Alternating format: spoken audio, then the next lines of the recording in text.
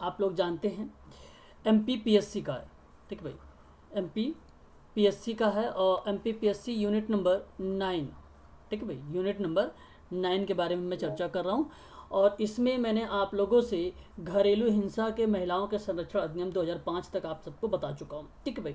अनुसूचित जाति और अनुसूचित जनजाति के बारे में भी, दिव्यांगजन के बारे में भी, और माता पिता और वरिष्ठ नागरिक भरण पोषण अधिनियम क्या है इसके बारे में भी बता चुका हूँ, और हिंदू विवाह अधिनियम के बारे में भी बता चुका हूँ आप लोगों को। आज का जो मेरा टॉपिक है वो टॉपिक है बाल श्रम निषेध और विनियमन का अधिनियम, और यह अधिनियम है 1986 का। थोड़ा सा मैं आप लोगों को बताना चाहूँगा कि इस अधिनियम में कहाँ कहाँ से प्रश्न और किस तरीके से प्रश्न बनते हैं, ये मैं आप लोगों को थोड़ा सा जिक्र कर देना चाहता हूँ। देखिए एक बार ध्यान से, और यहाँ पर देखिए, तो प्रश्न कुछ इस तरीके से आप लोगों को एग्ज़ाम में MPPSC में देखने को मिलेंगे। प्रश्न पूछेगा आपसे कि बाल श्रम निषेध विनियमन अधिनियम जो है 1986 के तहत जो है एक बाल श्रमिक के रूप में पात्र होने के लिए अधिकतम आयु क्या होगी। तो ये आप लोगों को ध्यान रखना होगा। अभी मैं इस प्रश्न को भी करवा दूंगा आप लोगों को, थोड़ा सा आप लोगों को बता देता हूँ कि देख लीजिए ऐसे ऐसे प्रश्न बनेंगे आप लोगों से। एक टाइप का ये भी प्रश्न बनेगा आप लोगों से इस अधिनियम के संबंध में, कहेगा कि सही विकल्प का चुनाव करें, या तो आपसे ये भी कह सकता है कि इनमें से कौन सा विकल्प है जो लागू नहीं होता है, तो ये भी पूछा जा सकता है एलिमेंट करने को लेकर भी, ठीक है। तो एक टाइप से ये भी प्रश्न बन सकता है आप लोगों के लिए एग्जाम में। और अगर मैं नेक्स्ट बात करता हूँ तो देखिए यहाँ पर एक ऑप्शन ये भी है कि बाल श्रम अधिनियम में, ठीक है, 1986 में क्या बात कही गई। तो अच्छा देखिए यहाँ पर जो ऑप्शन है ना, ये एक आपका माना जाएगा ए नियामक श्रम कानून का उदाहरण, ठीक है। तो ये भी एक ऑप्शन है, यहाँ पर ए चला गया है, ये और ये बी है, ये सी है, ठीक है। तो अभी मैं इसके बारे में आप लोगों से बता दूंगा, ठीक है। थोड़ा सा प्रश्न का पैटर्न आप लोग देख लीजिए कि प्रश्न किस तरीके से पूछे जाते हैं, ठीक है। सारे के सारे प्रश्न उसी से संबंधित हैं, ठीक है। देखिए यहाँ पर भी प्रश्न वही है कि निम्नलिखित में से कौन सा कानून भारत में संगठित क्षेत्रों में श्रमिकों पर लागू होता है। देखिए कोई ज्वाइन हो रहा है, मैं उनको एक बार ज्वाइन कर लेता हूँ, है ना, ठीक है।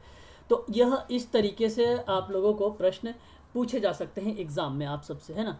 और आगे अगर हम बात करें तो यहाँ देखो इस अधिनियम में ये very very most important questions है, इसे आप ध्यान रखिएगा। ये UPPSC में पूछा गया है कि इस अधिनियम के अनुसार दिन का अर्थ, मतलब अर्थ जो बताया जा रहा है यहाँ पर, दिन का अर्थ 24 घंटे की अवधि पर शुरू होता है। तो कब से, मध्य रात्रि से शुरू होगा कि शाम 4 बजे से शुरू होगा कि दोपहर से कि सुबह 8 बजे से शुरू होगा, ये भी बात जो कही गई है इस अधिनियम में ही बोला गया है, इसके बारे में भी, ठीक है भाई। देखिए यार, चलिए ठीक है भाई। तो इतनी चीज़ें आप लोगों को ध्यान रखना है कि इस अधिनियम के परिप्रेक्ष्य में इन इन बातों से लेकर एग्जाम में जो है प्रश्न पूछे जाते हैं आप लोगों से, ठीक है। आगे बढ़ते हैं इसी क्रम में, अब हम लोग सीधा टॉपिक पर आते हैं अब, है ना।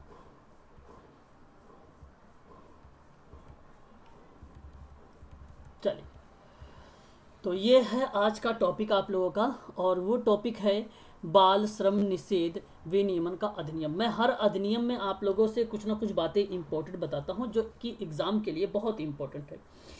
एक बात तो आप ये ध्यान रखिएगा, इस अधिनियम के अकॉर्डिंग अगर मैं बात करूँ या इसके अनुसार अगर मैं आप लोगों से बात करूँ, तो आप लोगों को पता होना चाहिए कि एक बाल श्रम दिवस भी मनाया जाता है, विश्व में बाल श्रम निषेध दिवस भी मनाया जाता है। क्या आप लोगों को पता है यह दिवस कब मनाया जाता है? बता दीजिए एक बार। नहीं पता है तो कोई बात नहीं, 12 जून को, मेरी बात ध्यान सुन लीजिए। एक बात तो आपको ये ध्यान रखना होगा कि 12 जून से जो है 12 जून 2002 से यह बाल श्रम निषेध अधिनियम दिवस के रूप में भी मनाया जाता है। तो एक बात तो आप ध्यान रखना कि 12 जून को विश्व बाल श्रम निषेध दिवस के रूप में मनाया जाता है। पहली बात, यहाँ अगर मैं आपसे बात करूँ, ये इसका शुरुआत जो है किया गया था, याद रखना आप सभी लोग, 2002 में अंतर्राष्ट्रीय संगठन के द्वारा किया गया था। तो अंतर्राष्ट्रीय संगठन के द्वारा ये विश्व का जो बाल श्रम निषेध दिवस है इसको लेकर स्टार्ट किया गया था। बेसिकली इसका उद्देश्य जो रखा गया था, ये उद्देश्य रखा गया था कि बाल श्रम की वैश्विक सीमा पर ध्यान रखना है हमें, और बाल श्रम को पूरी तरह से समाप्त कर देना है। तो ये भी बात आप लोगों को ध्यान रखना, ये कुछ इम्पॉर्टेंट बातें हैं जो कि एग्ज़ाम के लिए आप सभी के लिए इम्पॉर्टेंट है अपने आप में भाई, ठीक है। अच्छा, दूसरी बात आपके मन में ये भी आ रही, फिर बाल श्रम होता क्या है। कभी कभी अगर मान लीजिए कोई परिभाषा अगर आपसे पूछ ले कि बाल श्रम की परिभाषा बताओ, तो आप क्या बताने वाले हैं। अच्छा, आप ध्यान रखें आप लोग कि बाल श्रम भारत में ही नहीं, मैं पूरे वर्ल्ड की भी बात करूं, अगर विश्व की भी बात करूं, तो ये हर जगह फैला हुआ है ये कंडीशंस। भारतीय संविधान में ये बात कही गई है कि किसी उद्योग, कल कारखाने, किसी कंपनी में मानसिक और शारीरिक श्रम करने वाले व्यक्ति जो 5 से 14 वर्ष की उम्र में आते हैं, अब ध्यान रखना आप लोग, मैंने 5 से 14 वर्ष की बात किया हूं मैंने, ठीक है भाई।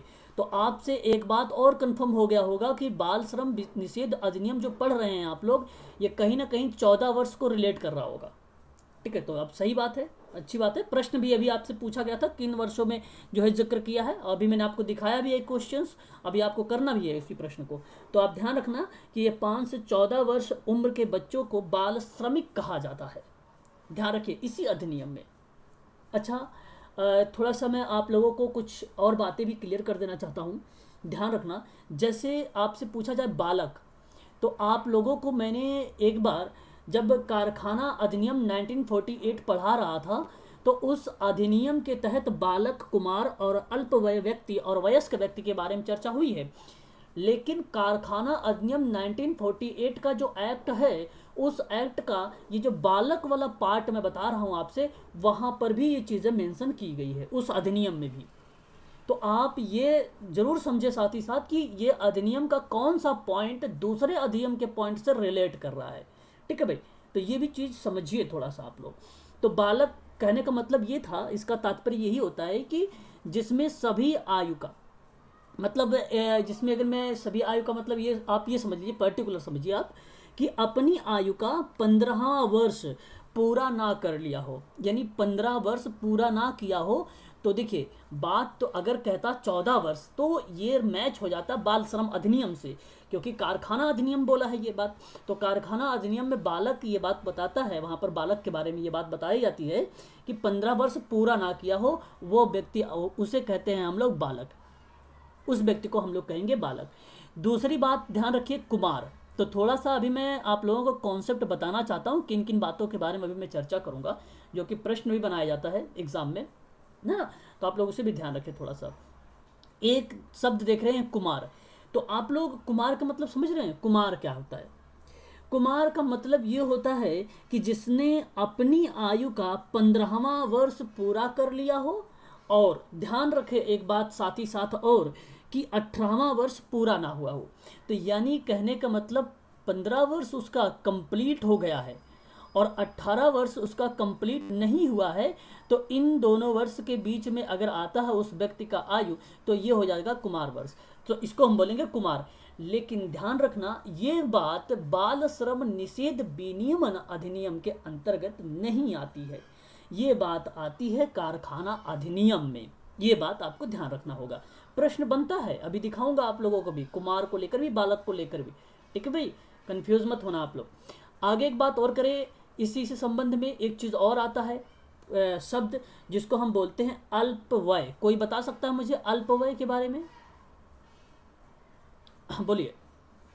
अल्पवय नहीं बता पाते हैं, चलो कोई बात नहीं, तो आप सुन लीजिए। अल्पवय व्यक्ति का मतलब ये होता है कि ऐसे व्यक्ति से जिसने या तो आप समझिएगा मेरी बात को बहुत अच्छे से आप लोग, जिसने अपनी आयु का, कहने का मतलब ये हुआ उस व्यक्ति ने अपनी आयु का इसने पूरा कंप्लीट कर लिया हो, बालक आयु वाला, यानी 15 वर्ष का भी कंप्लीट हो गया हो, प्लस में कुमार की आयु भी कंप्लीट हो गई हो, है ना।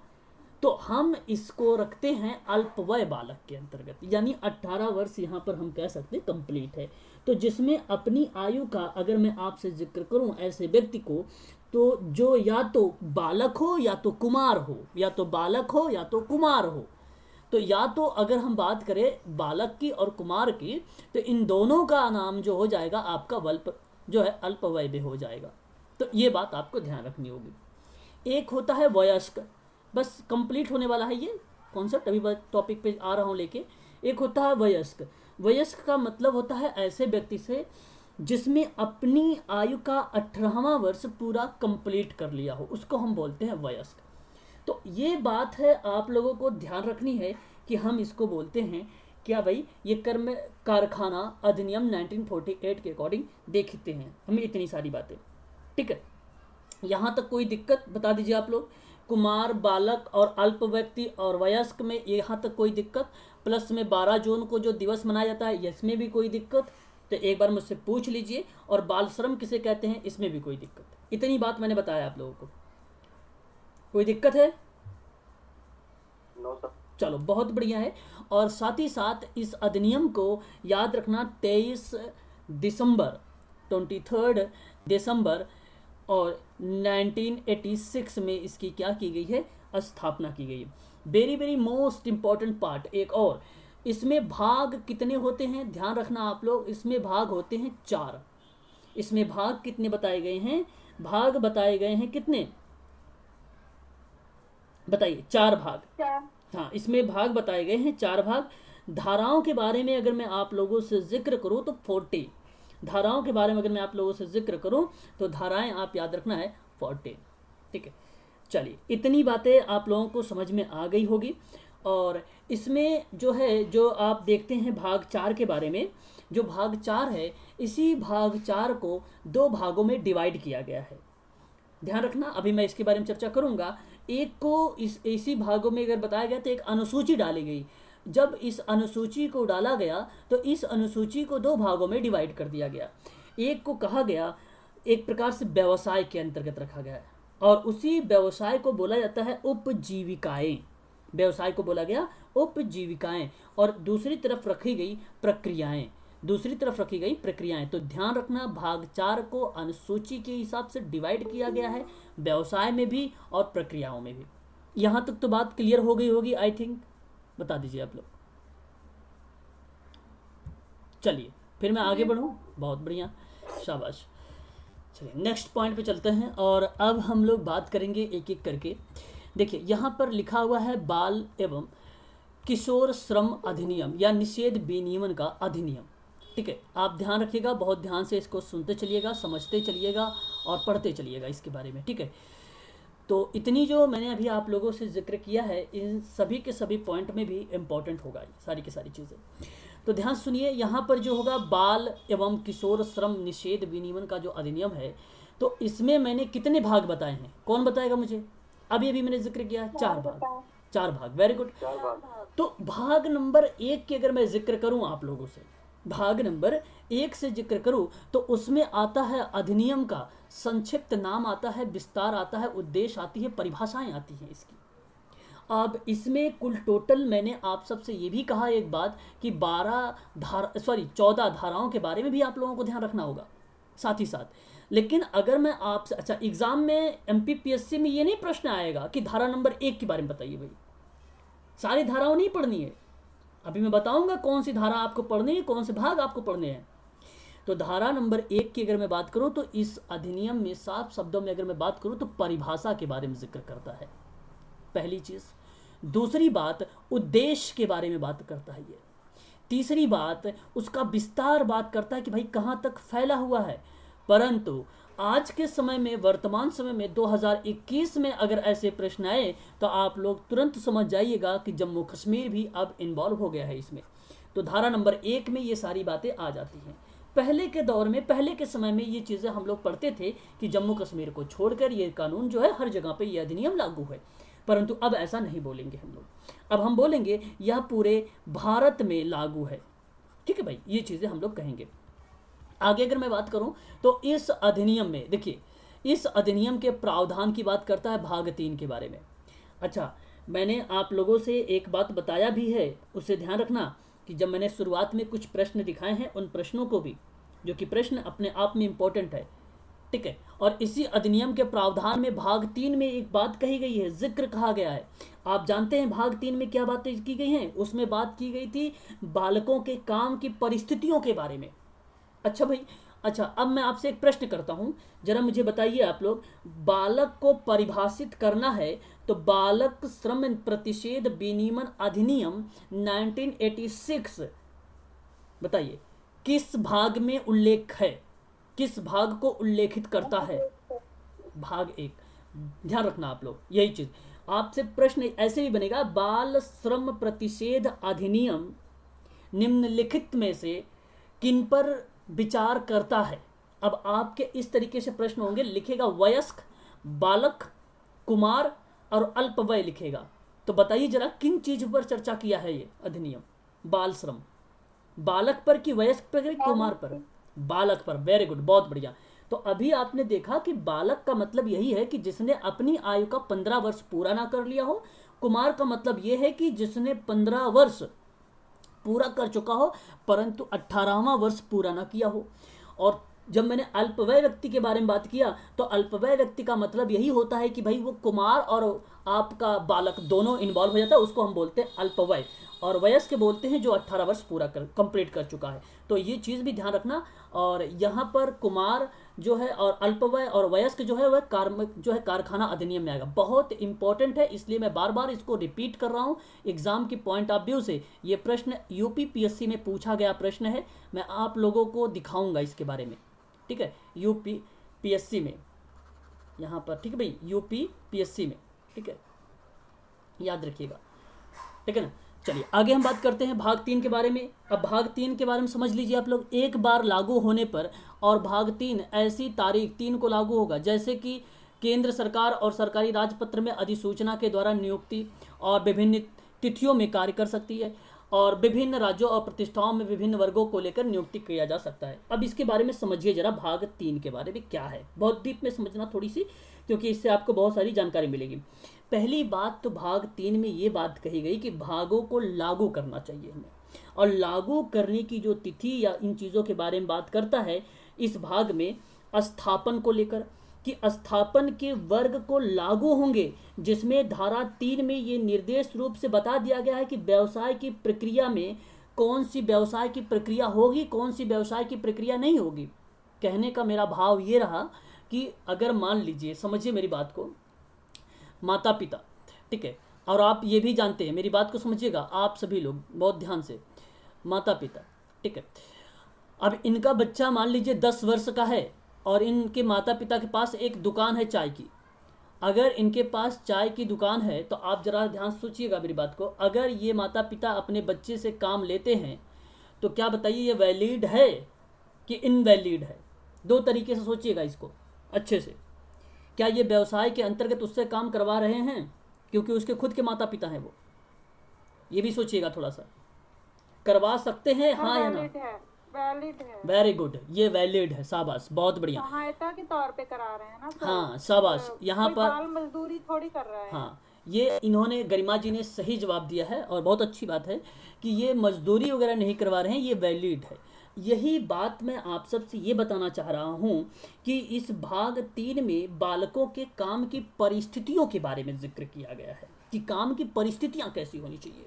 अगर यही काम किसी अदर पर्सन या अदर दुकान पे जाके करता है व्यक्ति तो वो बाल मजदूर करेगा, एक प्रकार से वो मजदूरी कर रहा होता है फिर वो व्यक्ति, ठीक है। तो बच्चे को हम क्या कर रहे हैं यहाँ पर माता पिता के द्वारा, अच्छा ये जानते हैं आप कहाँ तक सीमित है, लिमिटेड भी है इसका।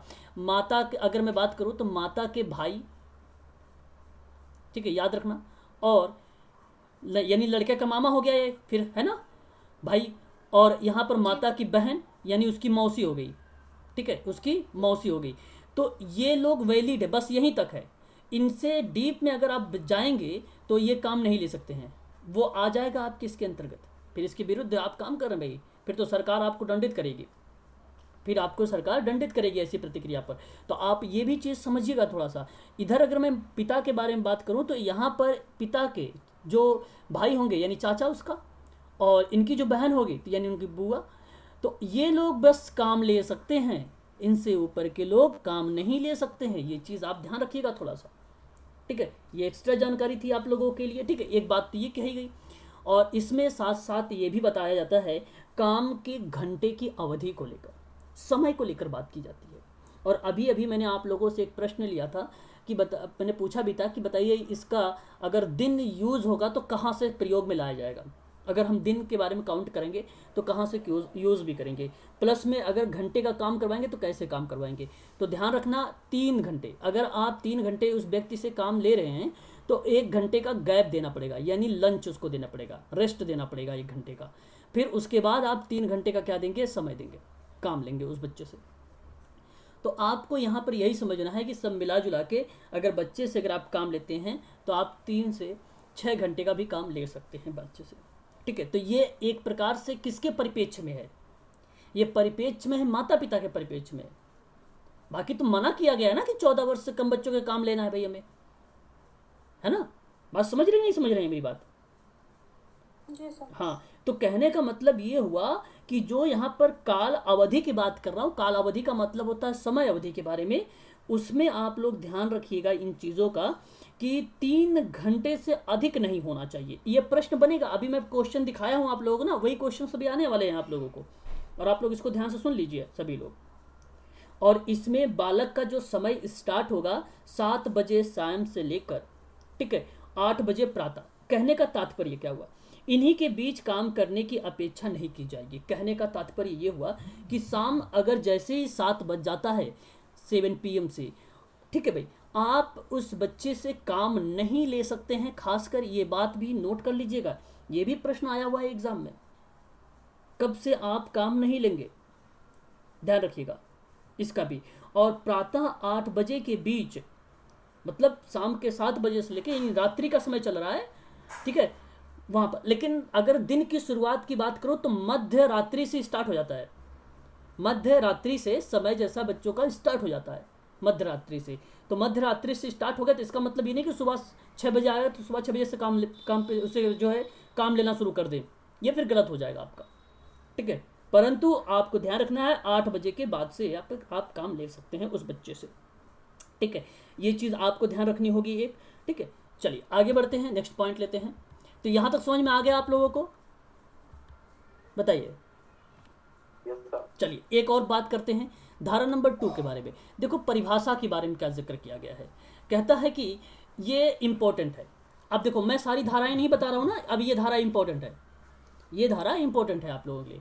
तो ये धारा 2 में अगर बात की जाए किशोर के अर्थों को लेकर, तो एक व्यक्ति जिसकी उम्र 14वें वर्ष को पूरा कर लिया हो लेकिन 18 वर्ष पूरा ना कर लिया हो। और यह बात अगर मैं आपसे कहूँ, कौन सा एक और अधिनियम है जो कि वो चर्चा करता है बाल एवं किशोर श्रम निषेध अधिनियम के बारे में, बताइए वो अधिनियम का नाम, वह कौन सा ऐसा अधिनियम है, यही बात की गई है इसमें। कारखाना अधिनियम, कारखाना अधिनियम, वेरी गुड, 1948 है ना, याद रखना आप लोग, ये बात आपको ध्यान रखना। एक है उपयुक्त सरकार।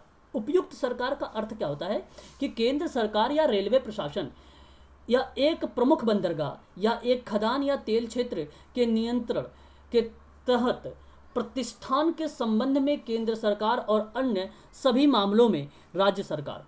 कहने का तात्पर्य मेरा, ध्यान से सुनिएगा, कि केंद्र सरकार या रेलवे प्रशासन या एक प्रमुख बंदरगाह या एक खदान या तेल के क्षेत्र का नियंत्रण के तहत प्रतिष्ठान के संबंध में केंद्र सरकार और अन्य मामलों में भी राज्य सरकार।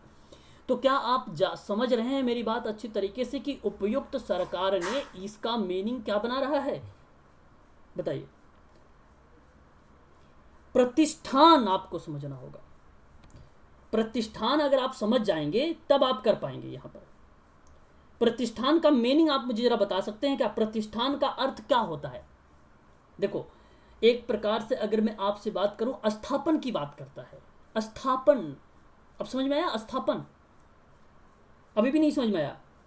फाउंडेशन, फाउंडेशन समझ में आया? फाउंडेशन, फाउंडेशन होता है, ठीक है। तो मेरे कहने का मतलब ये रहा आप सबके सामने कि जब कोई चीज स्थापित करने की क्रिया या भाव होने की बात करता है तो वहां पर सरकार की भूमिका होती है, सरकार की भूमिका होती है, चाहे वो केंद्र सरकार की हो चाहे वो राज्य सरकार की हो। कौन सी कंडीशन में? स्थापित करने की क्रिया में, किसकी क्रिया में? स्थापित करने की क्रिया में। तो आप ध्यान रखिएगा कि बाल और किशोर श्रम निषेध विनियमन का जो अधिनियम 1986 जो अधिनियम है, उस अधिनियम में क्या बात कही गई है? स्थापित करने की क्रिया को लेकर। और किसके द्वारा? राज्य सरकार के द्वारा भी और केंद्र सरकार के द्वारा भी। ये भी बात आपको ध्यान रखनी पड़ेगी। पॉइंट नंबर 3 की बात करता हूँ। बच्चे का अर्थ क्या होता है? बच्चे का अर्थ होता है जिसने अपनी 14 वर्ष की आयु या ऐसी आयु को पूरा ना की हो, जिसने बच्चों के निःशुल्क और अनिवार्य शिक्षा 2009 में निर्दिष्ट किया गया हो, जो कि अधिक हो। कहने का तात्पर्य अब आप जानते हैं भली भांति तरीके से आरटीई के बारे में। आरटीई के बारे में आप जानते हैं। तो आरटीई क्या कहती है भाई? 6 से 14 वर्ष ही तो बोलता है। क्या बोलता है? ये यही चीज़ बोलता है ना। वो 6 से 14 वर्ष के बच्चों को निःशुल्क और अनिवार्य शिक्षा देने की बात करता नहीं करता है? करता है।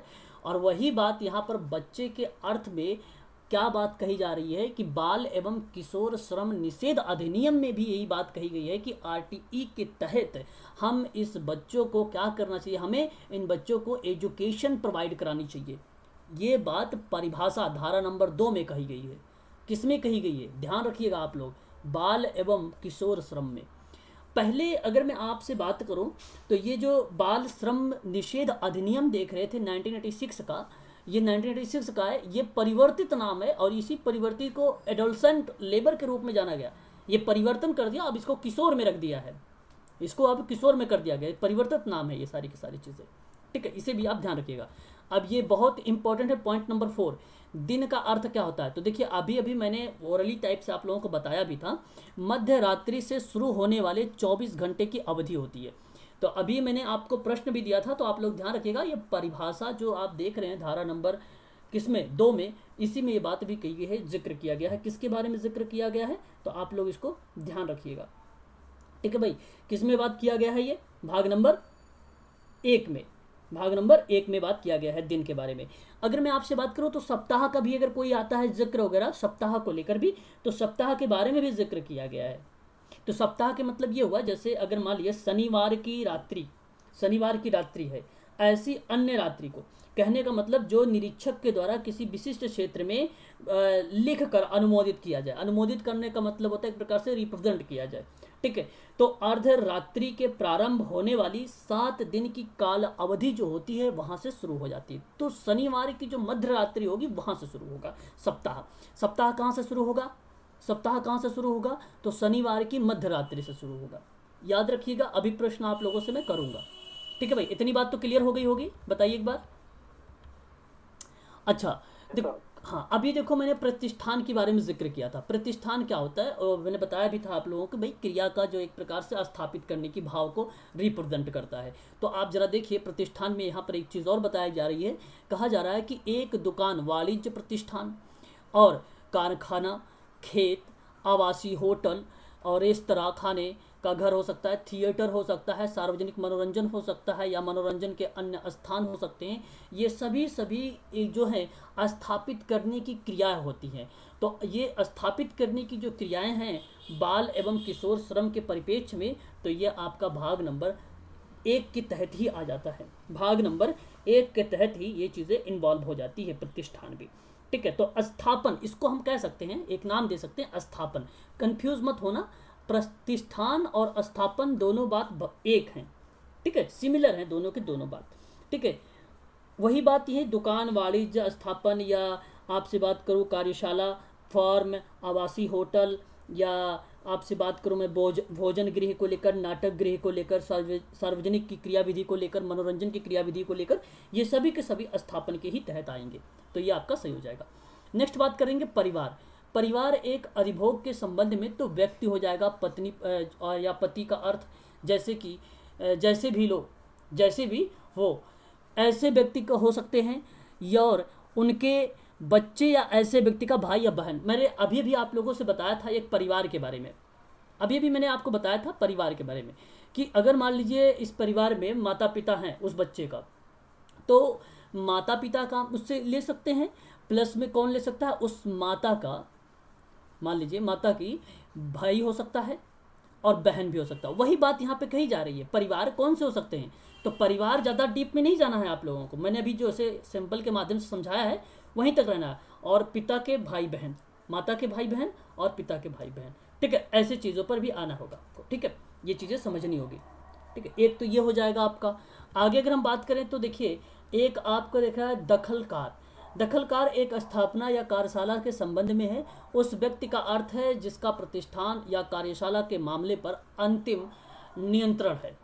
अंतिम नियंत्रण कहने का मतलब, अब आप जरा मुझे बताइए ये क्या हो सकता है दखल खाना के बारे में, बताइए जरा, क्या कोई समझ रहा है दखल खाना क्या है,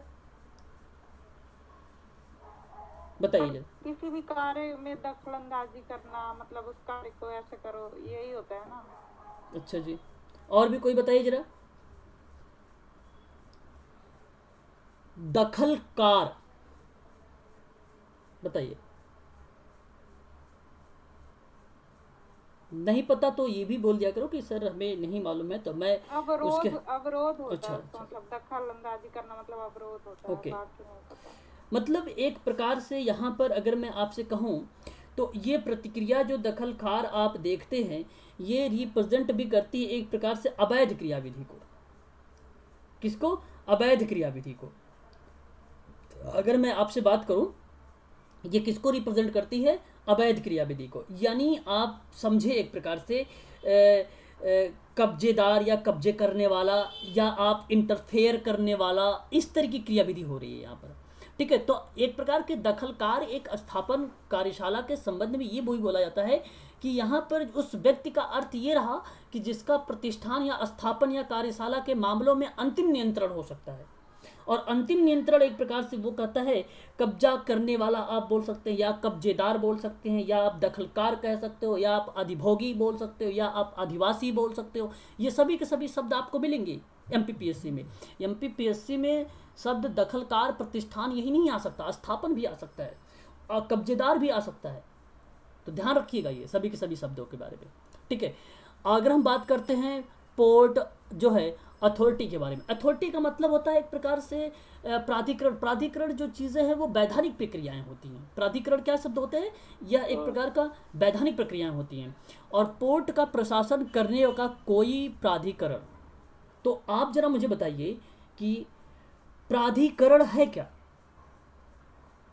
बताइए प्राधिकरण क्या है, अथॉरिटी क्या है, अथॉरिटी क्या है? बोलिए, आप लोग बोल नहीं रहे हो। नहीं सर पता सर। ऐसे ओके ऐसे पता है लेकिन हम बता नहीं पा रहे हैं। ओके ओके कोई बात नहीं, चलो कोई बात नहीं। देखो ऑनर जी जी कुछ कहना चाह रहे थे? हाँ सर, ऑनर बोल सकते हैं जो अथॉरिटी, फाइनल अथॉरिटी जो उसको कंट्रोल कर रही है जो बॉडी। आप एक प्रकार से धारक कह सकते हो, ऑनर कह सकते हो, प्रयोजक बोल सकते थे, ठीक है, बहुत बढ़िया, ठीक है, सही है आपका भी यहाँ पर। देखो आप सिंपल शब्दों में सुनो, सिंपल शब्द में, कुछ याद करने की जरूरत नहीं। मतलब प्राधिकरण का मतलब ये होता है कि कोई क्रियाविधि है, उस क्रियाविधि को निर्धारित करने के लिए या कोई कार्ड धारक के पास किसी लेन देन के लिए पर्याप्त कार्ड हो या ना हो, तो एक प्राधिकरण को केवल कुछ सेकंड लगेंगे व्यापार को सुनिश्चित करने के लिए, क्योंकि प्रायोजक है वो, कार्ड का भुगतान करना मतलब एक प्रकार से प्रायोजक है। प्राधिकरण का तात्पर्य कहने का मतलब यही है आप लोगों का कि आप सिंपल से समझो कि प्राधिकरण वैधानिक प्रक्रिया एक अधिकार के अंतर्गत आता है। ये अथॉरिटी जो है एक अधिकार के अंतर्गत आती है। ये कोई काम करने वाला या आदेश देने का अधिकार प्राप्त करने वाला या विशेष अधिकार प्राप्त जो व्यक्तियों का समूह है, कोई विशेष अधिकार है और उसको प्राप्त व्यक्तियों का जो समूह है वो प्राधिकरण है। और वही बात कह रहा है कि पोर्ट का प्रशासन करने वाला कोई प्राधिकरण हो सकता है। तो विशेष अधिकार प्राप्त व्यक्तियों का समूह को हम क्या बोलते हैं? प्राधिकरण बोलते हैं। बस सिंपल लैंग्वेज में इसको आप बोल सकते हो। अभी देखो मैंने सप्ताह के बारे में भी थोड़ा सा जिक्र किया था आप लोगों से, और यहाँ पे देखिए शनिवार की रात की आधी रात, देखो आप ध्यान सुनिए, आधी रात से शुरू होने वाली 7 दिनों की अवधि को ऐसी कोई अन्य रात जो किसी विशेष क्षेत्र में निरीक्षक के द्वारा लिखित रूप में अनुमोदित हो जाता है। तो सप्ताह एक प्रकार से यहीं से शुरुआत हो जाता है। कब से? शनिवार। ये बहुत इंपॉर्टेंट है, पॉइंट नंबर 9 वाला, जो कि एग्जाम में प्रश्न में आया भी हुआ है। प्रश्न ये है, ठीक है, अभी मैं क्वेश्चंस भी आप लोगों से करवा देता हूँ। ठीक है, और आगे हम बात कर लेते हैं। और इसके अंतर्गत देखिए कहा जा रहा है कि किसी भी व्यवसाय, शायद ये पीडीएफ आप लोगों के पास नहीं गई है, आई थिंक, है ना? नहीं सर, ये नहीं हमारे पास। अच्छा, ये पीडीएफ नहीं गई है, चलो कोई बात नहीं, ये पीडीएफ अभी मैं आप लोगों को सेंड भी कर दूंगा। चलिए मैं शुरुआत करता हूँ। यहाँ पे एक चीज़ देखिए, यहाँ कहा जा रहा है कि किसी भी व्यवसाय और जो प्रक्रियाओं की में बच्चों का रोजगार पर प्रतिबंध। अब आप जरा समझिएगा जरा इसको अच्छे से, कैसे हो सकता है ये, कोई बता सकता है मुझे? थोड़ा देखो, रीजनिंग करिए, थोड़ा सा सोचिए अपने दिमाग में कि क्या हो सकता है कि किसी भी व्यवसाय या प्रक्रियाओं के बच्चों के रोजगार पर प्रतिबंध लगाने की बात कर रहा है यहाँ पर। हाँ, अब देखिए कहता है कि किसी भी व्यवसाय की प्रक्रिया में काम करने की अनुमति नहीं दी जाएगी। लेकिन एक बात ध्यान रखना, यह उपबंध वहां लागू नहीं होगा जहां बच्चा अपने परिवार या परिवार के उद्भव की मदद करता है। जो अपने, अभी मैंने एक बार बताया ना आप लोगों से, अभी गरिमा ने ये बात भी बोली थी मुझसे कि भाई अगर बच्चे से माँ बाप अगर काम ले रहे हैं, एक प्रकार से सहायता ले रहे हैं, आप सहायता बोले तो सबसे अच्छी बात है। सहायता अगर मान लीजिए वहाँ पर कर रहा है व्यक्ति या बच्चे की सहायता कर रहे हैं पेरेंट्स, तो ये प्रकार की हेल्प हुआ, ना कि ये कोई रोजगार हुआ। यहाँ पे कोई बच्चों का रोजगार नहीं हुआ। तो वही बात यहाँ पर बताने की कोशिश की जा रही है। जो अपने स्कूल के घंटों के बाद छुट्टियां के दौरान अनुसूची में निर्धारित किसी भी खतरनाक व्यवसाय एवं प्रक्रियाओं के अलावा, कहने का मतलब देखिए व्यवसाय के बारे में जो भाग मैं आपको बताने जा रहा हूँ, भाग नंबर 3, तो भाग नंबर 3 को आप ध्यान से सुन लीजिए। यहाँ पर देख लीजिए, क्या आपको दिखाई दे रहा है अनुसूची? अनुसूची आपको दिखाई दे रहा है यहाँ पर स्क्रीन पर? बताइए मुझे। इस अनुसूची में देखिए भाग का, एक था भाग का और एक था भाग खा। तो कौन सी ये भाग है? भाग आपका 4 है, भाग नंबर 4 है। ये 4 को समझ लीजिए पहले, आप बात आ गई है तो समझा ही देता हूँ यहाँ पर। तो देखिए इसके अंतर्गत कुछ क्रिया विधि गई। एक को कहा गया व्यवसाय, तो कहने का मतलब इसके अंतर्गत निम्न क्रियाएं होंगी। जैसे में देखिए रेलवे द्वारा यात्रियों या माल या मेल के परिवहन में, राख उठाना या पिट्स या साफ करना, या रेलवे स्टेशन का निर्माण, या एक बंदरगाह पे नियोग के मध्य, या अस्थायी लाइसेंस, या कसाई खाने, या ऑटोमोबाइल या कर्मचारी ढलाई। ये सभी क्रियाविधि जो आप देख रहे हैं, ये सभी की सभी क्रियाविधि किसके अंतर्गत आ रही है? सारी की सारी क्रियाविधि आ रहे हैं आप लोगों का भाई श्रम, बाल श्रम निषेध विनियमन के अधिनियम के अंतर्गत आ रही हैं सारी की सारी। ये उसी का पार्ट है। बात समझ में आ रही है नहीं समझ में आ रही है? बताइए एक बार जरा। इसी में अगर मैं इसमें अगर मैं आप लोगों से एक बात और करूं कि इसमें भाई बताया जाता है ये भी क्रियाविधि कि जो इसका भाग है वो कहता है कि जो बाल हैं मजदूरी की समस्या में, अगर मान लीजिए कोई बच्चा समस्या से भाई मान लीजिए ग्रसित है, उससे मान लीजिए उसके घर में कोई समस्या है और उसकी वजह से वो काम पे जा रहा है, ठीक है, तो वो काम कौन कौन पर कर सकता है, कौन कौन सा काम नहीं कर सकता है। और इसमें व्यवसाय के परिप्रेक्ष्य में बताया गया है कि ये काम अगर पेरेंट्स के साथ है तो ये काम कर सकते हैं। और इन्हीं में आपको बताऊं मैं तो राष्ट्रीय कानून विकास के लिए बहुत सारी क्रियाविधि भी शामिल है। तो जैसे मैं कहूं बाल श्रम एक अधिनियम है जो 1986 का है, इसमें तो आप भलीभांति तरीके से जानते हैं, इसमें कुछ क्रियाविधि शामिल ही शामिल है। फैक्ट्री कानून है जो कि 1948 आपने देखा, ये तो जाहिर सी बात है इसमें कुमार और वयस्क और अवयस्क शामिल ही शामिल हैं, ठीक है। तो ये आपको ध्यान रखना है। सरकारी नीतियों के कार्यक्रम के हिसाब से अगर मैं बात करूं तो भारत के विकास की जो लक्ष्य थी, जो रणनीति जारी की गई थी, वो 1987 में एक राष्ट्रीय बाल श्रम नीति को अंगीकरण करने के रूप में किया गया। तो उस समय बताया गया था कि आप व्यवसाय के रूप में कौन कौन से कार्य रखे गए हैं। तो आप देख सकते हैं ये सभी के सभी व्यवसाय में ये इतने सारे कार्य रखे गए हैं। कुल टोटल जो कार्य रखे गए हैं 14 रखे गए। अब ये नहीं पूछेगा आप लोगों से कि बताइए व्यवसाय में कुल कितने कार्य रखे गए हैं, ठीक है। अच्छा नहीं, भी और भी है, कुल टोटल 18 कार्य रखे गए हैं, देखिए 18 है, ठीक है। सर्कस में काम करना, हाथी की देखभाल करना, ये सारे काम रखे गए हैं उसके, ठीक है, व्यवसाय के अंतर्गत। और यहाँ पर अगर मैं बात करूँ तो भाग खा के अंतर्गत रखे गए हैं बीड़ी बनाना हो गया, कालीन, अच्छा इसको बोलते हैं प्रणाली, ठीक है। ये किसके अंतर्गत आएगा? भाग खा के अंतर्गत आएगा। ये भी बात ध्यान रखना आप लोग। सीमेंट उत्पादन या कपड़ों की छपाई हो जाए, माचिस हो जाए, मलाइका हो जाए, फिर उसके बाद आप यहाँ पे जो है चमड़ा हो जाए, या उसके बाद आप देखिए साबुन, ट्रेनिंग, बहुत सारी चीज़ें हैं यहाँ पर आप देख सकते हैं। इसके अंतर्गत भी कुछ ना कुछ कार्य रखे गए। तो ये अनुसूची आप जो देख रहे हैं, अनुसूची नंबर भाग 4 के अनुसूची में देख रहे हैं का और खा, का में आपको कुल टोटल 18 कार्यों के बारे में बताया गया और खा में कुल टोटल 14 कार्यों के बारे में बताया गया है। ठीक है, तो ये प्रश्न बनेगा कि भाई 14 का पार्ट कौन सा है और आपका जो है व्यवसाय का पार्ट कौन सा है और आपका प्रणाली का पार्ट कौन सा है। तो ये आपको ध्यान रखना पड़ेगा। ठीक है भाई, इतनी चीज़ें आप लोगों को समझना होगा। अभी मैं इस PDF को भी आप लोगों को दे दूंगा, तो इसको एक बार ओरली देख लेना कि भाई इसके अंतर्गत क्या क्या चीज़ें आती हैं। बाकी अगर आप नोट्स बना रहे हैं तो ठीक है, कुछ चीज़ों को नोट्स भी बनाते रहिए और लिखते भी रहिए साथ साथ आप लोग, है ना। चलिए आगे बढ़ते हैं इसी क्रम में हम लोग। तो यहाँ तक हम लोगों ने देख लिया और आगे हम बात करें तो देखिए यहाँ पर लिखा हुआ है कि एक ऑडियो विजुअल मनोरंजन उद्योग के एक कलाकार के रूप में काम करता है, जिसमें विज्ञापन, फिल्में, टेलीविज़न धारावाहिक, ऐसी कोई अन्य मनोरंजन या खेल गतिविधियाँ शामिल हैं जो सर्कस और छोड़कर देखो सर्कस को छोड़कर ऐसी स्थितियों में जो है सुरक्षित उपायों के अधीन जैसा कि निर्धारित किया जा सकता है, बशर्ते इस खंड के तहत कोई भी कार्य पर बाल शिक्षा पर प्रभाव नहीं पड़ेगा।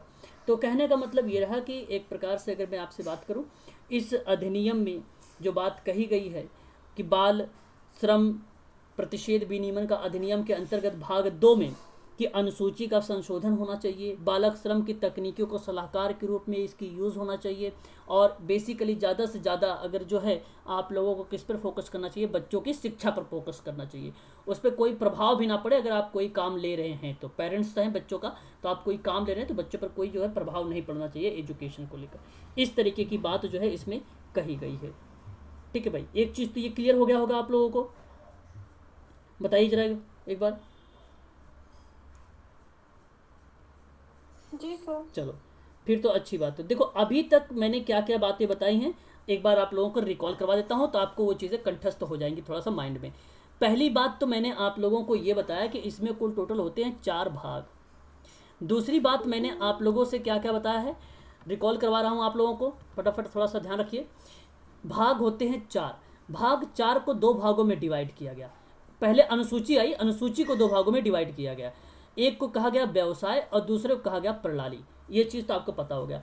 एक भाग जो एक है उसमें परिभाषा, अरे इस भाग 1 में धारा 1 आता है और धारा 2 आती है, बस यही आपको ध्यान रखना है। इसमें धारा 1 और धारा 2 आती है और उसमें मैंने आप लोगों से बताया फिर दूसरे भाग के बारे में। दूसरा भाग है कि बालकों के किसी भी व्यवसाय की प्रक्रिया में नियोजन का प्रतिषेध होना, मतलब काम नहीं करना है बालक को, इसके बारे में बताया गया भाग 2 में। भाग 2 में भाग 3 की बात करें तो भाग 3 में किशोर के कार्यों की दशाओं को लेकर बात किया गया, मतलब बच्चों के कार्यों के दशाओं को लेकर बात किया गया ये। और फिर उसके बाद मैंने बताया 12 जून को जो है मनाया जाता है बाल, कौन सा दिवस मनाया जाता है, बाल श्रम विनियमन या निषेध दिवस के रूप में मनाया जाता है। ये भी आपको ध्यान रखना है, 12 जून को मनाया जाता है। ये बातें बता दी। और मैंने एक चीज़ बताया है कि ये 26 सितंबर 1986 को लागू हुआ है, एक चीज़ तो ये बता दिया। फिर उसके बाद मैंने आप लोगों को जो सप्ताह की बात स्टार्ट किया था उसको ध्यान रखना आप लोग, मध्य रात्रि को। सप्ताह में अगर आप याद रखेंगे, किसको याद रखेंगे, मध्य रात्रि को। ये भी आप ध्यान रखना है आप लोगों को, ठीक है। और एक चीज़ मैंने बता दिया कि यह एक बाल श्रम के रूप में अगर देखा जाए तो अधिकतम आयु इसमें कितनी बताई गई है, 14 वर्ष। ये भी आपको ध्यान रखना होगा, ठीक है। अगर मैं आपसे बात करूं इसी के अंतर्गत ही, तो इसमें जो है एक प्रकार से सुरक्षात्मक श्रम कानून है, एक प्रकार से ये सुरक्षा देता है, प्रोवाइड करता है, तो सुरक्षात्मक कानून बन जाएगा, ये आपका सही हो जाएगा वहाँ पर, ठीक है। तो इसका भी आप लोगों को खास कर ध्यान रखना होगा, ठीक है। इतनी बात क्लियर हो गई आप लोगों को, बताइए जरा। जी सर। और सप्ताह का जो अर्थ 7 दिन की अवधि है, जो मध्य रात्रि शुरू होता है तो रविवार से शुरू होता है, सोमवार से शुरू होता है, शनिवार से शुरू होता है कि गुरुवार से शुरू होता है, तो आप कहेंगे कि शनिवार से शुरू होता है। हाँ, ये चीज़ भी आपको ध्यान रखना होगा, ठीक है। तो ये सभी की सभी बातें हैं, इंपॉर्टेंट है एग्जाम के पॉइंट ऑफ व्यू से, जो कि एग्जाम में पूछा जा सकता है। कौन से बच्चे जो है अनुमति नहीं देता है, किन किन बीचों, जो मतलब कौन सी समय अवधि है जो बच्चे काम नहीं करेंगे, तो मैंने आपको बताया था शाम 7 बजे और प्रातः कितने, 8 बजे। 8 बजे, हाँ। तो ये चीज़ें मैंने आपको बताया था, तो ये भी आपको ध्यान रखना होगा, जो कि एग्जाम के लिए बहुत इंपॉर्टेंट है। ये सारे के सारे पॉइंट है ना भाई। अच्छा, इसमें एक बात और ध्यान रखना, एक धाराएं होती हैं ILO का। ILO का मतलब समझ रहे होंगे, इंटरनेशनल लेबर ऑर्गेनाइजेशन के बारे में। तो ILO जो है यहाँ पर इसने जिसे देखो ILO में भी थोड़ा सा इसका यूज हुआ है, जैसे जैसे आप कारखाना फैक्ट्री अधिनियम में देखा कि भाई बालक का यूज वहाँ पे हो रहा था, तो ILO में भी थोड़ा सा यूज होता है। जैसे अगर मैं कहूँ काम करने के जो न्यूनतम उम्र निर्धारित भी किया गया है काम करने को लेकर, वो ILO में भी किया गया है। वो था आपका संख्या नंबर 182 संख्या ILO के, ये बताया गया है उसमें काम करने का न्यूनतम उम्र, ये भी आपको ध्यान रखना है। दूसरी बात एक और बताया गया है, वर्स्ट का मतलब होता है एक प्रकार से निकृष्टतम। देखो प्रश्न बनेगा निकृष्टतम, ये बाल श्रम का जो निकृष्टतम रूप है उसका प्रतिषेध करता है। ये कौन सी संख्या में कहा है ILO ने, तो आप याद रखना 100 नहीं, यहाँ पर अगर देखो निकृष्टतम का आएगा 182 आएगा, और यहाँ पर जो मैं बता रहा था आप लोगों को अभी अभी कि भाई न्यूनतम उम्र के बारे में 138 आएगा, 138 आएगा। तो ये ध्यान रखना आप लोग, 138 किस में आएगा ILO की संख्या में, 38 आएगा न्यूनतम उम्र में, और 82 आएगा बाल श्रम के निकृष्टतम में, जिसको वर्स्ट बोलते हैं आप, WORST बोलते हैं, उसके रूप में प्रतिषेध करता है। ठीक है, इतनी बातें मैंने आप लोगों को बता दिया। चलिए आगे बढ़ते हैं, अब इसी क्रम में अब हम लोग, ठीक है, नेक्स्ट पॉइंट लेते हैं। तो क्लियर हो गया होगा, याद हो गया होगा आप लोगों को। अब देखो परिवार का मैंने आप लोगों को बताया है इसके अर्थ के बारे में, जो है माँ पिता भाई बहन, और पिता और भाई बहन, और उसके माता का भाई बहन या पिता का भाई बहन, वही बातें हैं जो कि दोबारा से ये रिपीट हो गया है ना। पारिवारिक जो है उद्गम का अर्थ के बारे में बात किया जाए तो किसी भी कार्य और पेशे, निर्माण और व्यवसाय जो परिवार के सदस्यों के द्वारा अन्य व्यक्तियों के साथ किया जाता है, तो वह पारिवारिक उद्यम या एक प्रकार से उदयम के नाम से आप दे सकते हो। उदयम का मतलब होता है एक प्रकार से न्यू डालना, या उसका उदय होना या उत्पत्ति होने के रूप में निकल के हमारे सामने आ रहा है, यानी निर्माण को संबंध में है ये चीज़ें। ठीक है, कलाकार की बात अगर मैं करूं तो एक बच्चा जो किसी कार्य को शौक को पेशे के रूप में करता है और उसका अभ्यास भी करता है, जिसको सीधा तौर पर अभिनेता, गायन, खेल व्यक्ति और ऐसी अन्य गतिविधियां के रूप में जो है वो शामिल हो जाता है, तो वह मनोरंजन, खेल और गतिविधियों से संबंधित हो जाता है। ठीक है, तो ये चीज़ें आपको समझ लेनी है यहाँ पर। चलिए आगे हम बात कर लेते हैं। और कुछ खतरनाक जो है व्यवसाय, अभी देखो मैंने बताया ना कि कौन कौन से व्यवसाय हैं, कुल टोटल 18 व्यवसाय हैं कि नहीं है, बताइए जरा। अभी मैंने बताया ना, तो उस पर 18 के 18 पे क्या लगे हैं, प्रतिबंध लगे हैं। वही चीज़ें यहाँ पर बताई गई हैं कि कुछ खतरनाक व्यवसायों को, प्रतिक्रियाओं में किशोरों को रोजगार पर प्रतिबंध लगाए गए हैं, तो कुल टोटल 18 है। ठीक है, किसी भी किशोर को नियत समय पर नियोजित और जो है खतरनाक व्यवसाय या प्रक्रियाओं में से किसी भी काम करने का अनुमति नहीं देगा। ये बात तो आपको अच्छी तरीके से पता होना चाहिए, है कि नहीं। और देखिए यहाँ पर जो है बशर्ते कि केंद्र सरकार अधिसूचना, और अच्छा देखो केंद्र सरकार और राज्य सरकार के द्वारा ही प्राधिकरण के रूप में आता है एक प्रकार से, है ना, नियम के रूप में आता है, कानून के रूप में आता है, तो ये चर्चा कर सकता है एक प्रकार से, है ना। तो जैसे आप ऐसा भी ना सोचे कि ये एक प्रकार का समवर्ती सूची का पार्ट होगा, है ना। ठीक है, समवर्ती सूची का ही पार्ट है, राज्य सूची और संघ सूची का पार्ट नहीं है। ठीक है, तो जिसमें समवर्ती में राज्य और केंद्र दोनों देख सकते हैं ना, इसका पार्ट मान सकते हैं हम लोग। ठीक है भाई, चलिए आगे हम बात कर लेते हैं एक और तकनीकी सलाहकार समिति के बारे में। तो देखिए तकनीकी सलाहकार अभी भी मैंने आपको बताया भी था कि केंद्र सरकार और सरकारी राजपत्र में जो है अधिसूचना के द्वारा अनुसूची के लिए व्यवसाय और प्रक्रियाओं के अलावा भी केंद्र सरकार को सलाह लेने के लिए एक सलाहकार समिति का गठन होता है, तो वो तकनीकी सलाहकार समिति कहते हैं। तो जो समिति गठन करेगा, तो आप ध्यान रखना इसके बारे में भी थोड़ा, तो कौन सा अधिनियम है जिसमें बताता है कि भाई बाल एवं किशोर श्रम प्रतिषेध विनियमन का अधिनियम 1986 जो बताता है कि एक तकनीकी सलाहकार समिति भी गठित करना चाहिए। ठीक है, ये भी तकनीकी जो है गठित होनी चाहिए। अच्छा ये क्यों, ये क्योंकि जो फंड वगैरह नहीं आते हैं वो चीज़ें करने के लिए, बच्चों को उद्धार करने के लिए, उनको समाज की मुख्य धारा से जोड़ने के लिए, तो ये चीज़ें हो जाती तकनीकी सलाहकार समिति। ठीक है, ये भी आपको ध्यान रखना है। इस समिति का एक अध्यक्ष होता है और ऐसे अन्य सदस्य भी होते हैं जो 10 से अधिक नहीं होंगे, मतलब 10 से अधिक सदस्य नहीं होते हैं, 10 सदस्य इसमें कंपलसरी होते हैं। ठीक है, ये चीज़ आपको ध्यान रखना है। और समिति जितनी बार आवश्यक होगी उतनी बार बैठक करनी पड़ेगी, मतलब जब आवश्यकता पड़ेगी तो उतनी बार उसकी बैठक होगी। तकनीकी सलाहकार समिति के बारे में बात की जा रही है यहाँ पर। ठीक है, यह है समितियों के बारे में और कार्यालय के बारे में। बस आपको ज़्यादा अगर आप इसमें जाएंगे तो आपको होगा कन्फ्यूज़, अगर आप ज़्यादा इनमें चले जाएंगे तो आपको हो जाएंगे कन्फ्यूज़ आप सभी लोग। ठीक है, इतनी बात आप जरा मुझे बताइए क्या आपको समझ में आ गई है। बाकी आप देखिए यहाँ पे वही चीज़ें आ रही है ना, जो मैं आपको ओरली बताया हूँ वही चीज़ें यहाँ पर आप लोग देख भी रहे हैं, है ना, सभी की सभी चीज़ें। ठीक है, चलिए और अच्छा, निरीक्षक की सूचना है। निरीक्षक की सूचना में देखिए जरा क्या क्या चीज़ें हो जाती हैं। जैसे निरीक्षक की सूचना के आधार पर अगर बात किया जाए तो उसमें देखिए प्रतिष्ठान क्या क्या शामिल है। एक तो स्थापना का नाम शामिल है और स्थिति शामिल है, स्थापना की वास्तविक प्रबंधन शामिल है, व्यक्ति का नाम शामिल है और पता, और जिसे प्रतिष्ठा के संबंधित संचार भेजा जाना चाहिए, और स्थापना के लिए व्यवसाय की प्रक्रिया भी शामिल है इसमें। ठीक है, ये चीज़ें इसमें इन्वॉल्व हो जाती हैं सभी के सभी। ठीक है, चलिए अब मैं आप लोगों से जो है क्वेश्चंस करूंगा। ठीक है भाई, पीडीएफ ये बहुत बड़ी है। ठीक है, तो जैसा कि आप लोग यहाँ पर देख रहे हैं, स्वास्थ्य एवं सुरक्षा के परिप्रेक्ष्य में कौन कौन से कार्यों के बारे में यहाँ पे उल्लेख किया गया है, नियम बनाए गए हैं। तो देखिए जरा यहाँ पर एक है सरकार और राज्य जो है सरकारी राजपत्र के अधिसूचना के द्वारा एक चीज़ें जारी की गई, और जिसमें ये बात बताई गई है कि अनुमति प्राप्त किशोरों के स्वास्थ्य एवं सुरक्षा के बारे में बात करता है। दूसरी बात करता है काम के स्थान पर सफाई एवं शोर से मुक्त होना, कचरे पर अपशिष्टों का निपटारा, और हवादार, तापमान, धूल और धुआं, ये सारी चीज़ें मैंने अभी आप लोगों को बता भी चुका हूँ, है ना। ये सब के सब बातें, है ना, ये सारी चीज़ें जो है इसमें शामिल हो जाती हैं। बताइए एक बार, यहाँ तक बात समझ में आ रही है कि नहीं समझ में आ रही है? ज़्यादा इस अधिनियम के अंतर्गत हमें नहीं जाना है सारी चीज़ें करने, है ना। सीधा मैं अब प्रश्न पे आता हूँ। ठीक है भाई, हाँ चलो ठीक है। तो ये चीज़ें हैं। बाकी इस पीडीएफ को देखो, अभी अगर मैं आप लोगों को दिखाऊँ तो इस पीडीएफ में आपको बहुत सारी बड़ी बड़ी चीज़ें आपको यहाँ पर मिलेगी। बहुत सारी चीज़ें हैं विद पिक के साथ और भी सरल शब्दों में मिल। देखो यहाँ पर मैंने आपको बताया था ILO के बारे में। देखो मैंने बोला था ना ILO के बारे में 138 आता है, काम करने का न्यूनतम अवधि को निर्धारित किया। फिर ILO ने देखो 182 में जो संख्या बताई गई थी बाल श्रम प्रति जो है निष्कृष्टतम के रूपों में प्रतिषेध करने की बात किया था, है ना।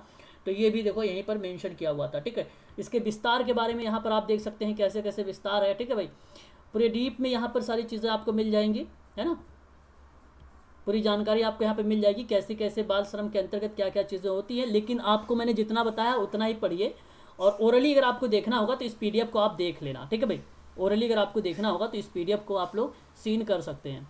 ठीक है, इसमें देखो काम वगैरह को लेकर भी जिक्र किया गया, प्रतिषेध को लेकर बात किया गया है, और बताया गया है किन चीज़ों को लेकर कि कोई भी किशोर को किसी ऐसे जो परिसंकटमय व्यवसाय या प्रक्रियाओं जिसका उल्लेख अनुसूची का खंड का में है, जिसमें देखो अभी मैंने खंड का दिखाया है आप लोगों को, याद है आप लोगों को, खंड का नियोजित करने के अर्थात अगर मैं बात करूं कार्य करने की अनुमति नहीं देगा। तो आप यहाँ पर देख सकते हैं जितने कार्य मैंने वहाँ पे 18 बताए हैं वो अनुमति नहीं देगा, और 14 में मैंने बताया खा को लेकर प्रणाली के रूप में वो अनुमति नहीं देगा, है ना। क्लियर हो गया होगा आप लोगों को, है ना। चलिए मैं क्वेश्चन कर लूँ अब। चलिए फटाफट मुझे बताइए जरा इसका क्वेश्चंस फटाफट सभी लोग, है ना। चलिए हमारे यूजीसी का पेपर कैंसिल हो गया। क्या डेट आ गया क्या? जी सर। चलो अच्छा भाई, जी सर मैंने डाला है। चलो ठीक है, अभी हम उसको देखते हैं। पहले एक बार क्वेश्चन करते हैं, अब कब हुआ है, डेट आई है? डेट नहीं कैंसिल है, पोस्टपोन नहीं है, कैंसिल है। होगा ही नहीं पेपर अभी कैंसिल दिखा रहा है, चलो। पोस्टपोन नहीं दिखा रहा है। अगर पोस्टपोन दिखाता तो डेट दिखाता आगे, मतलब बता देता कब से करेंगे, बट अभी कैंसिल है। उसको कैंसिल किया गया है, बाकी डेट निर्धारित नहीं किया। चलो कोई बात नहीं, आइए आप लोगों के लिए बहुत अच्छी है बात, ये बड़ी खुशखबरी की बात है एमपीपीएससी के स्टूडेंटों के लिए।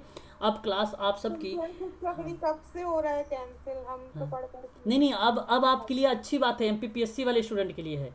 यूजीसी वाले बच्चों का तो भाई बैड लक है, एमपीपीएससी वाले आप फोकस करेंगे इस पे, है ना, अच्छे से, अब है कि नहीं। चलो फिर ठीक है, कोई बात नहीं, क्वेश्चन कर लेते हैं हम लोग, थोड़ा सा प्रश्न कर लेते हैं। देखिए प्रश्न है, बाल श्रम निषेध विनियमन अधिनियम 1986 के तहत जो है एक बाल श्रमिक के रूप में पात्र के लिए अधिकतम आयु क्या रखी गई है? ए नंबर होना चाहिए। ओके भाई, चलो ठीक है, ठीक है भाई, तो जी बहुत अच्छी बात है, आपने ए नंबर को चूज़ किया है भाई, बहुत बढ़िया। चलो मैं बताता हूँ इसके बारे में, और आप लोगों ने जो जवाब मुझे दिया है यहाँ पे सही ही दिया है। और आप जानते हैं अगर मैं भारतीय संविधान की बात करूं तो संविधान के अनुच्छेद नंबर 24 में भी एक कारखाना, खनन और या किसी भी अन्य खतरनाक उद्योग में 14 साल से कम उम्र के बच्चों को काम करने पर प्रतिबंध लगाता है। और बाल श्रम अधिनियम में ये केवल 18 खतरनाक उद्योगों के बारे में बात किया गया है। 18 खतरनाक उद्योग की बात की गई है व्यवसाय वाले में, 14 की गई है प्रणाली वाले में, याद रखना इसे भी। 14 वर्ष से कम बच्चों के लिए रोजगार और पर प्रतिबंध लगाता है, और अब 14 वर्ष से कम उम्र के बच्चों पर केवल पारिवारिक उद्योगों पर या मनोरंजन उद्योगों में काम कर सकता है, ये क्रियाविधि है। तो पारिवारिक और मनोरंजन में काम कर सकता है, ऐसा नहीं कि आप उसे काम ले रहे हैं, तो ये आपका गलत हो जाएगा। ऑप्शन नंबर यहाँ पर ए फॉर अमेरिका करेक्ट जवाब हो जाएगा आप लोगों का। वेरी गुड, सही जवाब। ऑप्शन नंबर बी की बात कर लेते हैं हम लोग। क्वेश्चन नंबर सेकंड की बात कर लेते हैं। क्वेश्चन नंबर सेकंड जरा देखिएगा बड़ा अच्छे से, क्योंकि क्वेश्चन थोड़ा सा ये कंफ्यूज कर सकता है आप लोगों को, है ना। सेकंड वाला दिखाई दे रहा है, पीडीएफ स्क्रीन पर दिखाई दे रहा है क्वेश्चन। चलो चलो, सी नंबर गलत है इसमें। इसका सी नंबर गलत बता रहे हैं आप, तो मैं कह रहा था आप लोगों को कंफ्यूज कर सकता है, तो मैं आपको बता दूं, मेरी बात को ध्यान सुन लीजिए कि आप देखिए इस बात को भी बहुत अच्छे से समझिएगा। इस प्रश्न में जो ऑप्शन ए है, भारतीय संविधान के अनुच्छेद 39 का डी में कल्पना की गई है कि पुरुषों और महिलाओं को समान काम के लिए समान वेतन मिलना चाहिए। ये बात सही है, सही है। हाँ, ये बात सही है। एक ब्रांड लेबर सिस्टम है, ब्रांड लेबर सिस्टम, जिसको उन्मूलन अधिनियम 1976 में पारित किया गया, 1976 में पारित किया गया था, जबकि बाल श्रम निषेध उन्मूलन अधिनियम 1986 में पारित किया गया, और भारतीय संविधान का अनुच्छेद 24 बाल श्रम अधिनियम को प्रतिबंध लगाता है। ये प्रतिबंध लगाने वाला अधिनियम जो है आपका 1986 का है। आप देखें, अगर मैं बात करूं 1950 में संविधान लागू हुआ, तो आप देखिए कितने साल बाद 1986 में हुआ ना ये, तो कितने, यानी लगभग 36 के अराउंडिंग हो रहा है, इसके आसपास, इससे प्लस ही हो रहा है, 36 कह रहा हूँ यार, इससे ज़्यादा होगा, है कि नहीं। 86 नहीं 36 के आसपास हो रहा है, 36 ही आ रहा है ना। तो इसके आसपास देखिए इतनी बार तब जाके ये अधिनियम बना, और इस अधिनियम पर फिर क्या करते हैं, अभी 24 जो अनुच्छेद है उसी के संबंध में ये चीज़ें रिप्रेजेंट हो जाती है। ठीक जवाब था, सही जवाब था आपका, ठीक है भाई, तो इसे आप लोग ध्यान रखेंगे। चलिए अगला क्वेश्चन लीजिए। क्वेश्चन नंबर, अगर हम नेक्स्ट की बात करते हैं, और बताइए जरा इसका करेक्ट जवाब क्या होना चाहिए। तो टिक लगा है। कहाँ टिक लगा है? अच्छा चलो कोई बात नहीं, फिर भी बताओ, ये तो गलत है,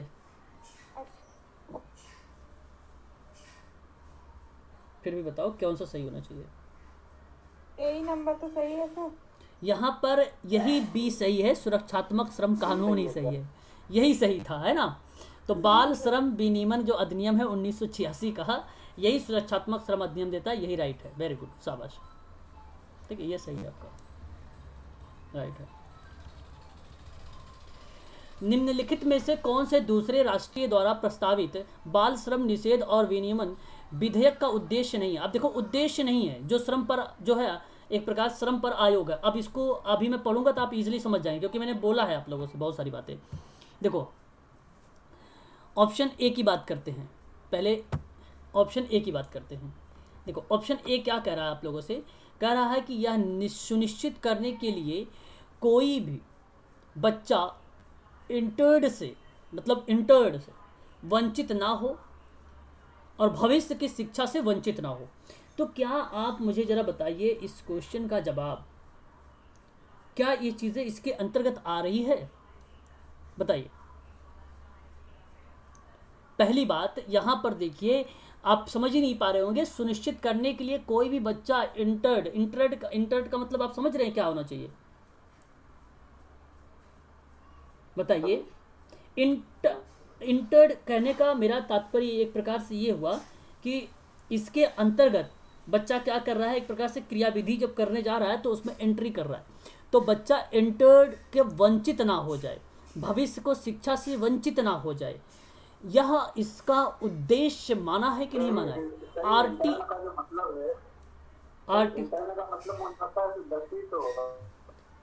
इंडस्ट्रीज,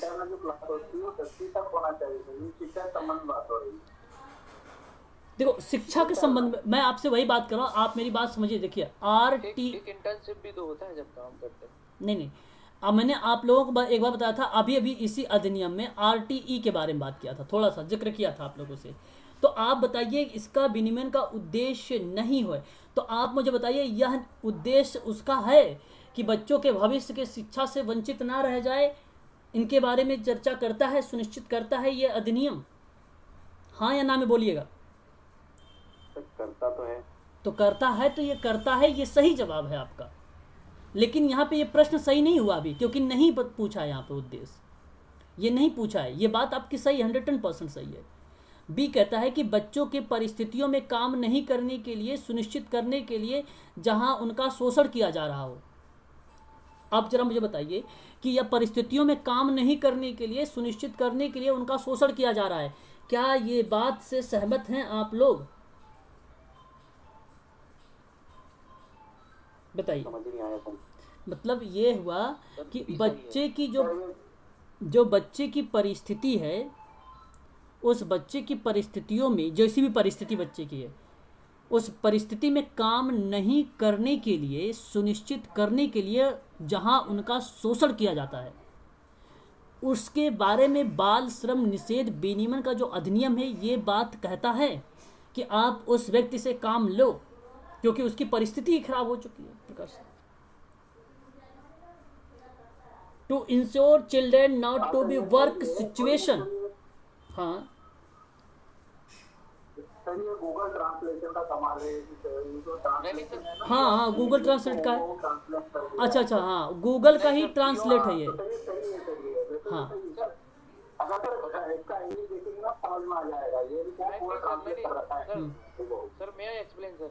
हाँ एक्चुअल में सर ये सब कुछ सही लिखा है सर। एक्चुअल जो क्वेश्चन किया गया है उसमें लिखा है कि कौन सा जो ऑप्शन है वो सही नहीं है। जी जी, कौन सा गलत बताना है। हाँ आपको गलत फर्स्ट बताना। वाला गलत है तो इसका आंसर फर्स्ट होगा, और सेकंड जो अब बी वाला है वो सही लिखा है।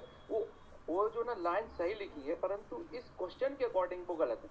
नहीं नहीं, ये क्वेश्चन कह रहा है कि उद्देश्य नहीं है, तो आपका पहला तो भाई उद्देश्य नहीं है, तो ये उद्देश्य तो है पहला आपका, भविष्य की शिक्षा को वंचित ना रह जाए, मतलब वंचित हो। नहीं सर, पहला तो रॉन्ग है ना सर। कैसे? क्योंकि सर देखिए लिखा है शिक्षा से वंचित हो, तो शिक्षा से वंचित तो करना नहीं है अपन को सर। भविष्य में शिक्षा से वंचित हो, वो तो अपन को करना नहीं है वंचित से। अच्छा। तो यही तो इसका आंसर है सर, क्योंकि वो लिखा है कौन सा नहीं है, तो यही इसका फर्स्ट वाला आंसर कहलाएगा। अच्छा चलो ठीक है, अभी और देख लेते हैं ऑप्शन, और भी पढ़ लेते हैं हम लोग। ठीक है, और भी देख लेते हैं। अभी ऐसे नहीं करना है कि अगर हमें आंसर मिल जाए तो तुरंत हमें चलना है, और भी ऑप्शन को पढ़ना होगा, है ना। ऑप्शन सी को भी देख लेते हैं। मौजूदा के तहत उनके जो कवरेज के बावजूद अभी रोजगारों में बाल श्रम को प्रतिबंधित करने के लिए कार्य। तो आप बताइए जरा, ये क्या होना चाहिए? ये आपको क्या बताता है कि एम्प्लॉयमेंट को, मतलब एक प्रकार से यहाँ पर जो रोजगार हैं उन रोजगारों में बाल श्रम को प्रतिबंध करने के लिए कार्य। हाँ सर, रोजगार को प्रतिबंधित किया है ना बाल श्रम में। अच्छा, मौजूदा में जो तहत कवरेज है मौजूद में सभी रोजगारों के अलग बाल श्रम के प्रतिबंधित करने के लिए कार्य करता है। तो ये आपका राइट बता रहे हैं आप ये? हाँ ये राइट है सर, राइट है। देखो, बाल श्रम में पहली बात तो ये चीज़ है कि बाल श्रम को प्रतिबंध करने के लिए कार्य बताता है। बात तो ठीक है, रोजगारों पर कवरेज करने के लिए, हाँ ठीक है, वेरी गुड, सही है ये। सार्वभौमिक शिक्षा को सुनिश्चित करने के लिए बाल श्रम की समस्या निपटाने के लिए क्या जो ये अधिनियम काम करता है? सार्वभौमिक शिक्षा को सुनिश्चित करता है बाल श्रम, हाँ ठीक, option number A for America right, very good, सही जवाब दिया आपने, बहुत बढ़िया। इसमें बनो गलत वाला ढूंढना था। हाँ गलत हाँ, गलत वाला, बाकी सारे आंसर सही लग रहे थे, वेरी गुड, शाबाश। ऐसे ही करना है आप लोगों को। ये गूगल का ट्रांसलेट है भाई, थोड़ा सा इसमें जैसे ही होता वैसे ही कॉपी कर देता है। ये नहीं समझ में आएगा तो आप मुझे पूछना, मैं आपको बताऊंगा उसके प्रश्नों के बारे में। ठीक है ठीक है, चलिए एक बात बताइए जरा, बाल श्रम निषेध और विनियमन का अधिनियम जो है 1986 का है। इसके तहत बच्चा वह है जिसने अपनी पढ़ाई पूरी नहीं की है। कौन सा बच्चा होगा? 14 साल तक। 14 साल का बच्चा, 14 साल। Option number D for Denmark, very good. निम्नलिखित में से यहाँ पर आपको बताना, यहाँ पे डी नहीं है क्या? चलो अच्छा, ए बी सी ही दे रखा है। ए अधिनियम, चलो अच्छा आप यहीं पे बताइए कि वह कौन सा कानून है जो भारत में संगठित क्षेत्रों में श्रमिकों पर कानून होता है? कानून होता है, कौन सा कानून होगा? एक ऑप्शन डी मार दीजिए, ऑल ऑफ द अबव करके, सभी, यहाँ पर डी कर लीजिए सभी, बताइए। क्या न्यूनतम मजदूरी अधिनियम के अंतर्गत जो है असंगठित क्षेत्रों में श्रमिक लागू होगा? लागू होना चाहिए, है सही है ये। बाल श्रम प्रतिषेध ये भी लागू होना चाहिए। और यहाँ पर जो है अनुबंधन श्रम विनियमन का अधिनियम ये भी आपका होना चाहिए। ठीक है, करेक्ट जवाब हो जाएगा ऑप्शन नंबर डी। हाँ, ऐसे प्रश्न आने वाले एग्जाम में, ऐसे ही आएंगे। अधिनियम के अनुसार दिन का अर्थ 24 घंटे की अवधि होती है और शुरू कब होता है? सुबह 8 बजे से, दोपहर से, शाम 4 बजे से, मध्य रात्रि से, मिडनाइट। हाँ, वेरी गुड। और यहाँ पर देखिए, अधिनियम के अनुसार सप्ताह के 7 दिनों की अवधि जो मध्य रात्रि में शुरू होती है, शनिवार। हाँ, शनिवार।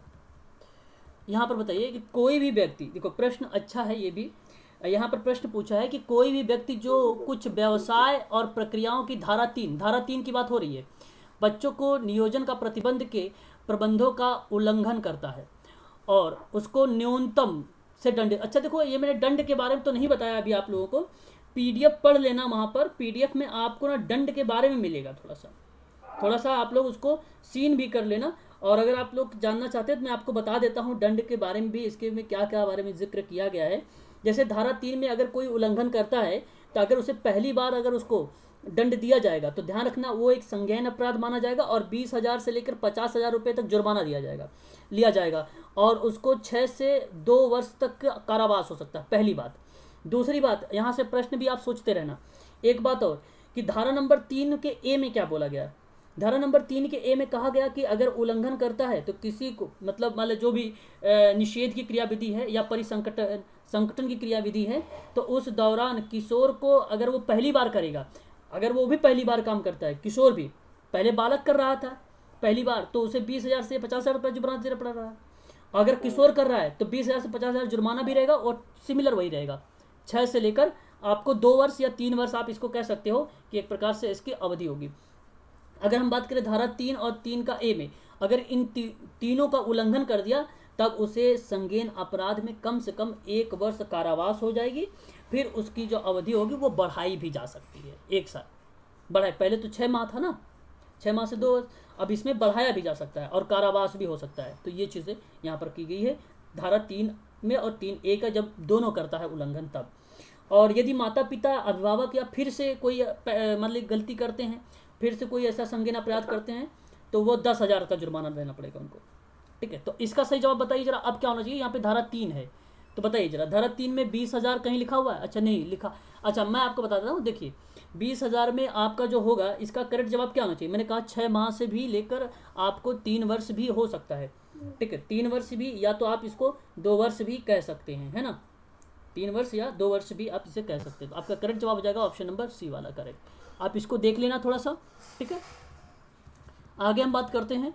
तो यहाँ पर देखिए जरा, अधिनियम के किस धारा के अंतर्गत स्वास्थ्य और सुरक्षा को लेकर प्रतिबंधित या प्रावधानों को उसके संबंध में बताया गया है? बताइए जरा, कौन से प्रावधान के बारे में बताया गया है स्वास्थ्य और सुरक्षा के बारे में? अभी मैंने बताया भी आप लोगों से, अभी मैंने जिक्र भी किया है धारा नंबर 13 में। धारा नंबर 13 के तहत अगर मैं आप लोगों से बात करूं तो याद रखिएगा, स्वास्थ्य और सुरक्षा के बारे में जिक्र किया गया है। ये सभी के सभी क्वेश्चंस जो है इंपॉर्टेंट है ना।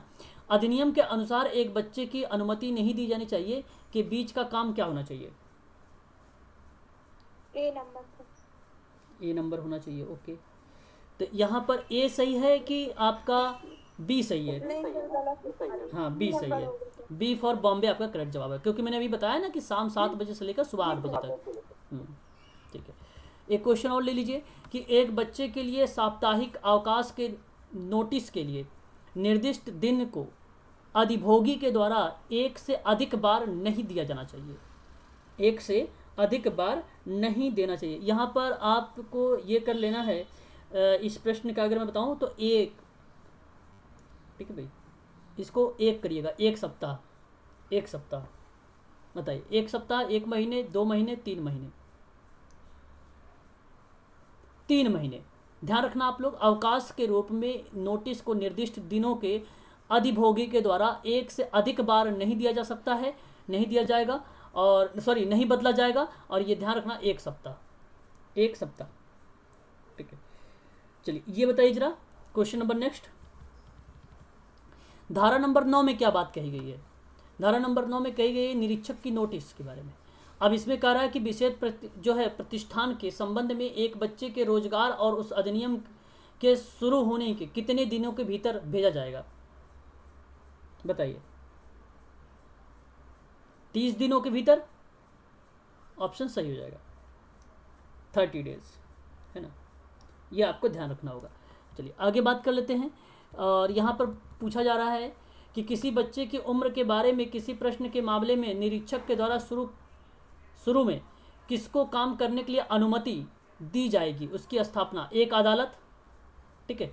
दूसरा हो जाएगा आपका पुलिस आयुक्त, मुख्य निरीक्षक, और आपका निर्धारित चिकित्सा प्राधिकरण। क्या होना चाहिए इसका? निर्धारित चिकित्सा प्राधिकरण होगा, ऑप्शन नंबर डी, है ना, ये आपका सही हो जाएगा। चलिए एक और लास्ट क्वेश्चन कर लीजिए, ठीक है। ये क्वेश्चन कर लीजिए, द डिक्लेरेशन ऑफ द के लिए कौन सा वर्ष बाल अधिकार पर है?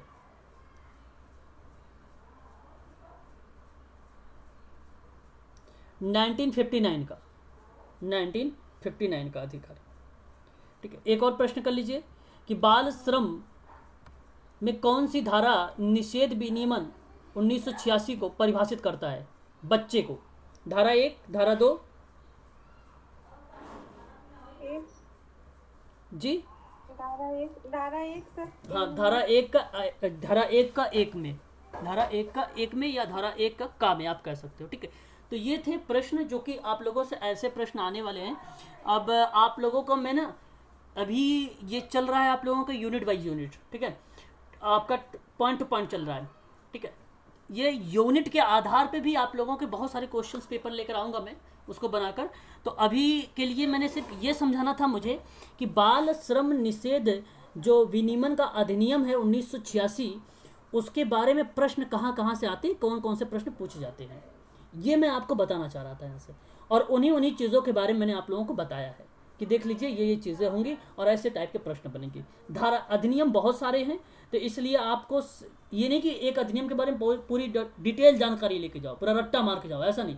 जो इम्पोर्टेंट है उन्हीं को पढ़ के जाओ, ठीक है। तो आज के लिए बस इतना ही, ठीक है। बाकी हम लोग 8 बजे फिर ज्वाइन करेंगे और 8 बजे क्लास होगी 2019 का समाज कार्य का प्रश्न पत्र सॉल्व करवाया जाएगा, समाज कार्य का प्रश्न पत्र सॉल्व करवाया जाएगा। तो उसको आप लोग ज़रूर देखिएगा, इम्पोर्टेंट है, ठीक है। चलिए, कोई डाउट वगैरह है तो पूछिए, आप कोई डाउट है तो पूछ लीजिए।